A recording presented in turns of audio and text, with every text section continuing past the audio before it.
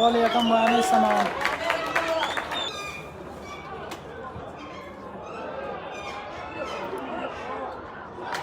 گۆڵی بەرامبەر بۆیانەی پێشمەرگەی سلێمانی ژیار گۆڤەن تۆماری کرد.